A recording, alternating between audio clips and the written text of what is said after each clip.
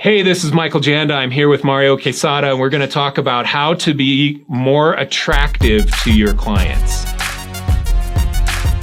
And this doesn't have to do with shaving your head and being super good looking like we are. Although that does work, this is more about how to be more appealing to your clients and making them want to work with you. So Mario, now that you're all clean shaven, you never look better now that you shaved your beard, and you just need some glasses and you'll be like so mega good looking. Why don't you get us started on this one? I'm gonna come at this from my perspective, and that's the only perspective I can give you, because that's the perspective I have. I've been doing this for 2+ decades, so I want to talk about first. I want to talk about the retreat. Right. If a client comes out, and everybody who is a designer here has had somebody say, "Hey, can you do me a web? Can you build me a website? How much to build me a website? How much to do this? How much to do that?" And really what it's about is sorry, I totally lost my train of thought. Hold on 1 second. Okay. So really what it comes down to is the value that you can offer them. You know your value, and they may not know your value. So what you need to do is build a little anticipation. So if they're not sure what your value is, and you know that they can afford big bucks for a logo or whatever, or they need big bucks to kind of afford you for your logo, then just tell them straight out, "I'm too expensive for you. You're not going to want to work with me because of that expense. I may not be the right person for you because of that."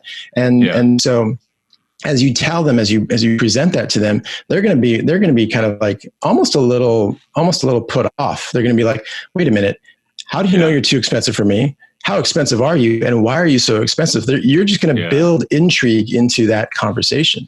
And so as you do that, you got to think of it, you got to go back to those dating days, right? You've got to build that intrigue for the relationship.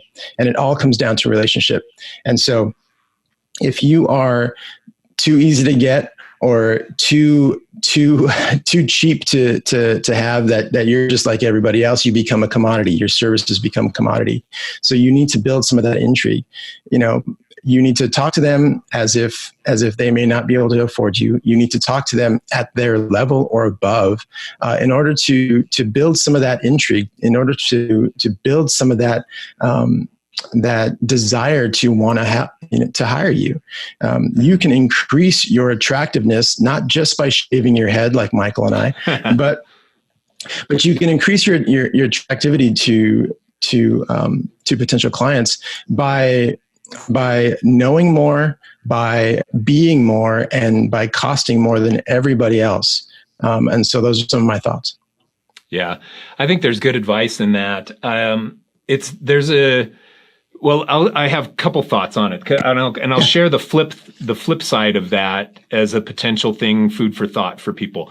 So the first thought I have is that sometimes when a client is coming in and they're feeling like we're too expensive or we are too expensive for them, you can use a little technique to counter sell them on a competitor. In this sense, you can say something like, "Well, that sounds good. I realize that we're too expensive, but I would be careful about anybody who is willing to do what you want for the price that you're asking.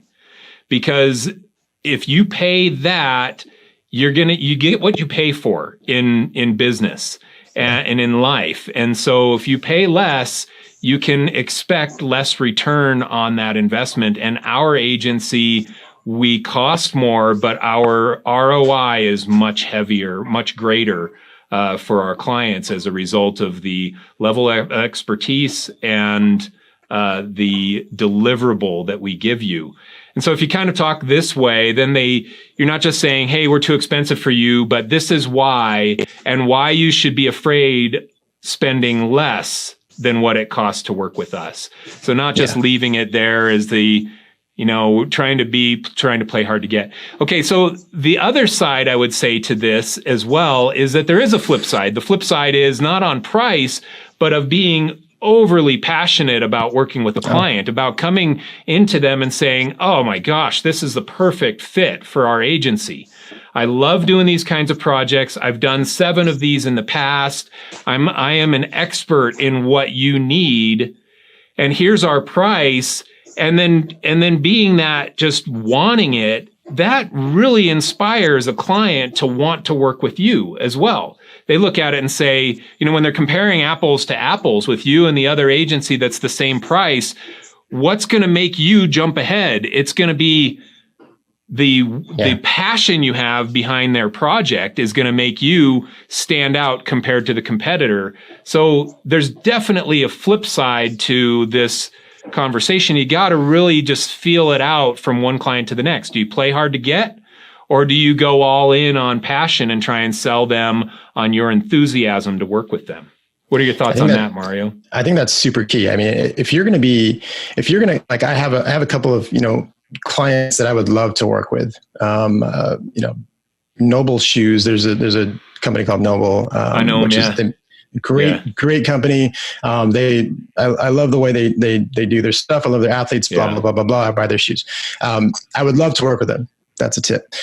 So I'm putting it out there in the universe. We'll put that out there. Noble, let's do this. Anyway, but if you're going to be so impassioned about a project, then those are the clients that you are going after. So how do you create that?